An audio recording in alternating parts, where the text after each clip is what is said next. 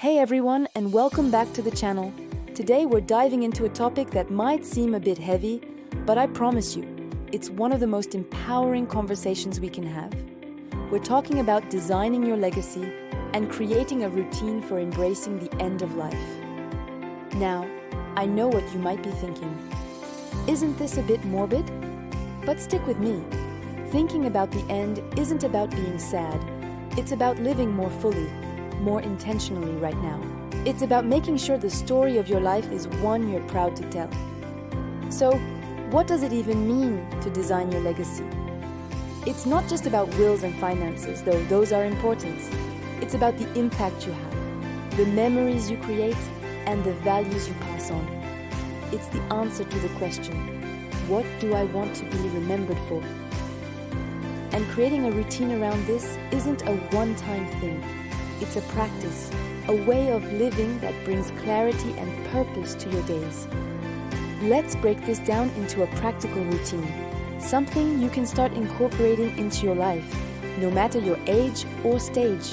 We'll call it the legacy routine. The first step is what I call the weekly reflection. Set aside just 15 minutes every week, maybe on a Sunday evening, to think about the week that just passed. Ask yourself 3 simple questions. First, what did I do this week that I'm proud of? Second, what kindness did I share or receive? And third, what did I learn? This isn't about grand achievements. Maybe you're proud you finally organized your closet, or the kindness was just listening to a friend.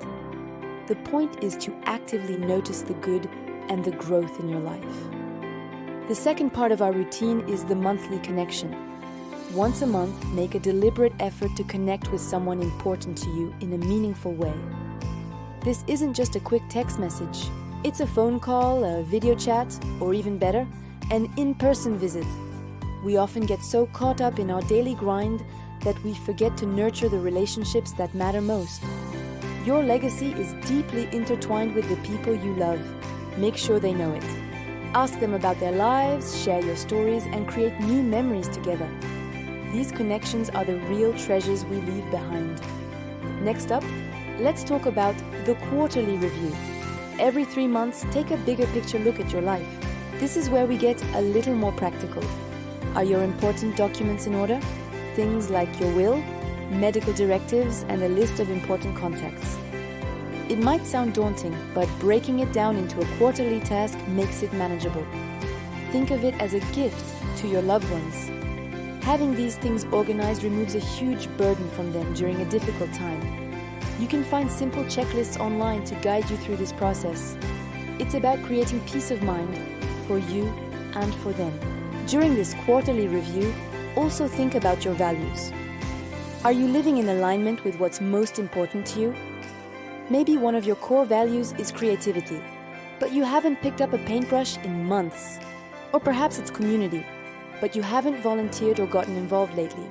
This is your chance to gently course correct and make sure your actions reflect your deepest beliefs. This is how your legacy becomes authentic and true to who you really are. Now for the fourth element of our routine, the annual story harvest. Once a year, take some time to capture your stories. Your life is a collection of incredible experiences, lessons, and memories. But if you don't record them, they can fade. You could start a journal, record voice memos, or even create a simple video diary. Talk about your childhood, your first love, your biggest challenges, and your greatest joys. Imagine your children or grandchildren discovering these stories years from now.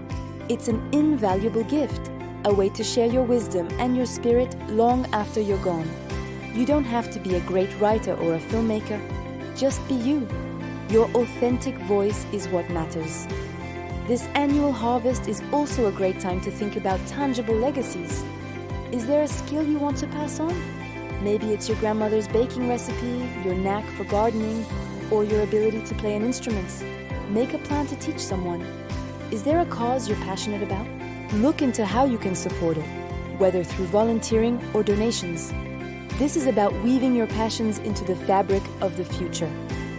Let's talk about another crucial piece of this puzzle: forgiveness. Holding on to grudges and resentments is like carrying a heavy backpack that weighs you down. Part of designing a beautiful legacy is learning to let that go. This doesn't mean you condone hurtful behavior. It means you release its power over you.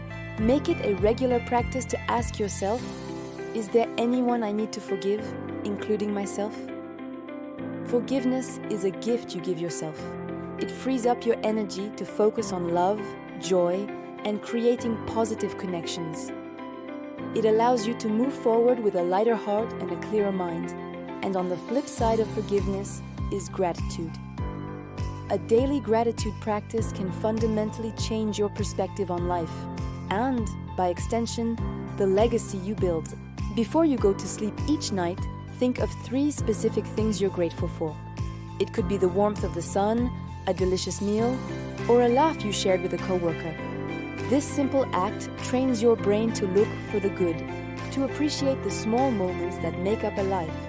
A legacy built on a foundation of gratitude is a legacy of positivity and light. Now, I want to emphasize that this routine isn't about perfectly checking off boxes.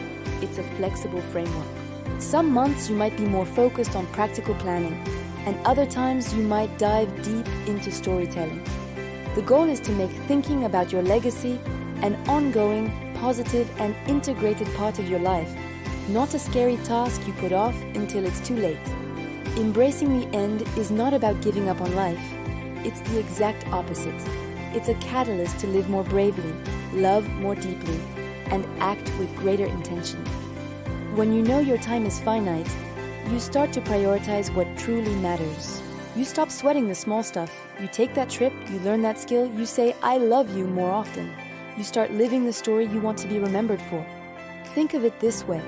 A great artist doesn't just randomly throw paint at a canvas. They think about the composition, the colors, the message. Your life is your masterpiece. By consciously designing your legacy, you are taking up the brush and creating something beautiful, meaningful, and enduring.